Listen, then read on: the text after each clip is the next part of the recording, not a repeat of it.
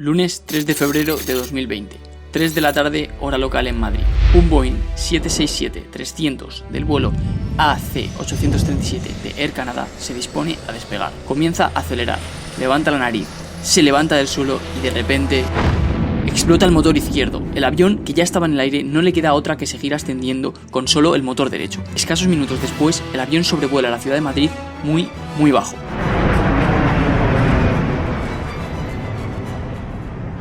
Muy buenas, junkies de la ciencia, ¿cómo estás? Bienvenido a mi canal. Si estás en este vídeo es porque quieres saber qué fue realmente lo que ocurrió el otro día, el día 3 de febrero, en el aeropuerto de Madrid-Barajas. He visto por ahí de todo, en serio, o sea, el día que ocurrió, que además yo justo estaba volando, pues cuando llegué al aeropuerto estaba volando desde Tokio a Roma. Bueno, pues cuando llegué al aeropuerto de Roma, de repente, que si están preparando los hospitales para recoger a las personas cuando el avión se estrelle, unas cosas, la verdad, que de locos. O sea, sí que es verdad que podía ocurrir que el avión se estrellara y todo, pero madre mía, parecía que era obvio que se iba a reventar ese avión. Entonces yo, que ya soy prácticamente ingeniero aeroespacial, te voy a contar de verdad qué es lo que pasó, porque de verdad, tanto con este caso como por ejemplo con lo de los Boeing 737 MAX, te pones a leer las noticias y te das cuenta de que no tienen ni idea, que están diciendo unas barbaridades increíbles y que además es que les da igual. Entonces te voy a explicar de verdad qué es lo que pasó. Vale, los hechos están clarísimos. El avión en el despegue tiene un problema en el tren de aterrizaje, esto hace que se le dañe el motor izquierdo y aquí es donde te voy a explicar a partir de ese momento qué es lo que pasaba. Vale, vamos a ver, el avión iba desde Madrid a Toronto, por lo tanto estaba a rebosar de combustible. Entonces tenemos un avión que está volando con un solo motor y que está a rebosar de combustible. Por lo tanto, aquí es donde viene la primera cosa que la mayoría de la gente no conoce. Los aviones tienen un máximo peso para aterrizar. ¿Qué es lo que ocurre? Pues que el peso del avión cuando despega es mayor que el máximo peso con el que el avión puede aterrizar. ¿Por qué? Bueno, pues porque se sabe que de camino hasta donde vaya a llegar el avión, pues va a quemar muchísimos kilos de combustible. De verdad, toneladas y toneladas de combustible, o sea, muchísimo. Vamos a hacer una rápida búsqueda en Wikipedia. Nos metemos a buscar el Boeing 767 y, por ejemplo, para este modelo, el máximo peso con el que el avión puede despegar es 186.000 kilos, de los cuales 73.000 son de combustible.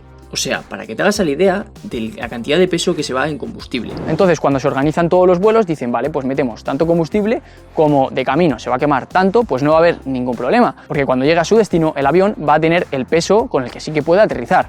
Perfecto, pero ¿qué pasó en el aeropuerto de Madrid? Bueno, pues que de repente tenemos un avión que está volando con un solo motor. Que, ojo, cuidado, esto no es un problema, ¿eh? Los aviones están certificados, o sea, se han hecho para que puedan volar con un solo motor. ¿Pero qué es lo que ocurre? Pues que cuando solo te queda un motor, lo que haces es ir al aeropuerto más cercano que tengas, porque si se te rompe ese motor, ya sí que no puedes hacer nada. Entonces, el motor que te queda lo utilizas para ir rápidamente a un aeropuerto. ¿Pero qué es lo que ocurrió? Pues que no podía volver directamente al aeropuerto, porque tenía más peso del que podía aterrizar. ¿Cómo puede ser que haya un máximo peso para aterrizar? Bueno, es por varias cosas. La primera de todas, que lo vas a entender sencillo, es que el tren de aterrizaje, o sea, las ruedas, están hechas para absorber una cantidad de energía. Pero si el avión tiene más peso del que debería, pues tiene mucha más energía. Por lo tanto, el tren de aterrizaje no va a ser capaz de absorber toda esa energía. Y encima tenemos un caso muy cercano en el tiempo, y es que en 2019, el 5 de mayo de 2019, en Moscú, hubo un accidente, un avión que despegó desde Moscú, pero cuando empezaba a ascender, un rayo le alcanzó. Entonces, lo que ocurrió en este momento es que el avión se quedó sin comunicaciones. Entonces, al quedarse sin comunicación, los pilotos decidieron volver a aterrizar directamente, porque estar volando sin comunicación es muy peligroso. O sea, tienes que tener siempre a los controladores aéreos que te digan por dónde tienes que ir, etcétera, ¿vale? Entonces dijeron, ostras, no tenemos a los controladores aéreos, vamos a aterrizar cuanto antes porque podemos estrellarnos contra otro avión. ¿Qué pasa? Que ocurrió lo mismo, tenían más peso del que podían aterrizar, pero los pilotos aún así decidieron hacer el aterrizaje. ¿Qué es lo que ocurrió? Bueno, pues te dejo que lo veas en este vídeo. Efectivamente, en cuanto tocaron pista, como tenían más energía de la que podían, directamente rebotaron y cuando volvieron a caer, cayeron con bastante fuerza. Esto hizo que se dañara, no recuerdo si era un motor lo que se dañó o se dañó el ala. En fin, el caso es que se empezó a desprender combustible, se creó una chispa, esa chispa hizo que se creara un fuego y el avión se quemó. Murieron 41 personas de las 70 y pico que iban dentro, creo recordar. O sea que eso de aterrizar con más peso del que deberías es algo que se tiene que tener muy en cuenta. Como hemos visto, en el caso del accidente del vuelo 1492 de Aeroflot. Otro motivo súper importante por el que hay una limitación de peso a la hora de aterrizar es porque el combustible los aviones lo guardan mayoritariamente en las alas. Por lo tanto, cuando el avión está despegando, tiene todo el combustible en las alas. Entonces imagínate que tú quieres hacer un aterrizaje cuando tienes todo ese combustible en las alas. Entonces vas bajando, vas bajando, vas bajando, y en el momento en el que el avión toca el suelo, pues todo el combustible de las alas va a tender a seguir hacia abajo en el momento en el que el avión ha tocado el suelo, y ahí puede ocurrir que se dañe demasiado la estructura del ala y que incluso se rompa. Bueno, entonces, volviendo al caso del Air Canada en el aeropuerto de Madrid, el avión tenía que desprender combustible porque tenía que deshacerse de peso. Entonces, hay aviones que tienen la posibilidad de directamente tirar el combustible, ¿vale? Por ejemplo, el otro día estaba volando en un Boeing 777 y hice un vídeo por la ventanilla, y mira cómo puedes ver que ahí tiene como si fuera un pitotillo donde, si fuera necesario, por ahí saldría el combustible. Hay mucha gente que critica esto, ¿no? Porque dice, ¡buah! Están desprendiendo combustible por encima de población, van a infectar a toda la población. Ya, pero es que si no hacen eso, a lo mejor se mueren 300 personas. Entonces, por favor, un poquito de cabeza. Además, una cosa que esta gente que critica que se lance combustible no sabe es que cuando tú vas a, no sé, 400 km por hora o 500 km por hora incluso, pues lo que la gente no sabe es que el combustible no cae en estado líquido. En el momento en el que el combustible sale del avión, este prácticamente se desintegra y forma partículas. Entonces no es que de repente vaya a haber alguien andando por la calle y le vaya a caer un chorro de combustible encima. Bueno, pues como el aeropuerto de Madrid está bastante cerca de la base aérea de Torrejón, pues lo que pasó es que un F-18, el Ejército del Aire Español, salió para interceptar al avión y poder ver qué es lo que pasaba, qué le pasaba de verdad, porque los pilotos desde la cabina no veían absolutamente nada del tren de aterrizaje. Entonces, cuando llegó el piloto del F-18, pudo hacer unas fotos y le pudo comunicar al piloto del Boeing 767 de Air Canada cómo estaba el panorama. En base a esa información se decidió que el avión tenía que estar unas 4 horas dando vueltas para quemar combustible, pero no solo era que en ese momento tenían más peso del que podían aterrizar, sino que es que además tenían el tren de aterrizaje roto, por lo tanto no se iba a absorber toda la energía que se absorbería en un aterrizaje normal. Por lo tanto, ahí es cuando pensaron que tenían que quitarse muchísimo combustible encima. Te dejo una comparación entre el vuelo del día 3 de febrero y el mismo vuelo que se hizo el día anterior. Fíjate cómo el día de antes el avión asciende rápidamente hasta llegar a unos 10.000, 11.000 pies. Si quieres hacer la conversión a metros rápidamente, simplemente divide más o menos entre 3. O sea, unos 3.000 pies son unos 1.000 metros, más o menos. Pero para la altura, ten en cuenta que Madrid está a una altura de unos 2.200 pies de por sí. O sea, que el Boeing 767 sobrevoló la ciudad de Madrid a 500 pies, o sea, unos 150 metros de altitud. Y en Madrid hay varias torres que miden ya más de eso. Bastante locura, la verdad. Una vez el avión sobrevoló la ciudad, se quedó dando vueltas para quemar combustible. Es curioso como en este momento, que ya llevaban una hora de vuelo, habían mantenido una altura de 4.000 pies, pero de pronto ascendieron a 7.000. Y luego, más o menos, fue por este momento cuando se le acercó el F-18. Y hasta ese momento el tren de aterrizaje había estado bajado todo el rato.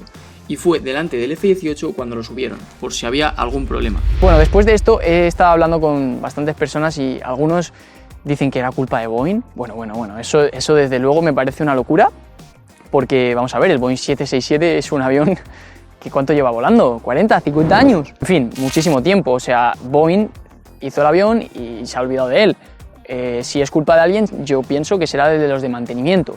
Luego, de momento no está confirmado por qué se rompió el tren de aterrizaje. O sea, que a lo mejor había algo en mitad de la pista de despegue que hizo que se rompieran las ruedas. O sea, de momento no se sabe nada y no hay que ponerse a especular con eso. Entonces, como muchísima gente me está diciendo todo el tema de que, pues, que ahora está habiendo muchos accidentes y que no sé qué, y hay gente que se está preocupando de verdad, déjame que te comente una cosa. Espera, mira. Si coges los artículos que se escribieron el día del incidente, mientras el avión estaba volando, pues verás cosas como un avión se enfrenta a un peligrosísimo aterrizaje de emergencia y muchísimas más cosas del estilo. Y además, ahora que ha habido una época en la que ha habido bastantes accidentes e incidentes, hay gente que incluso pone en duda la seguridad aérea.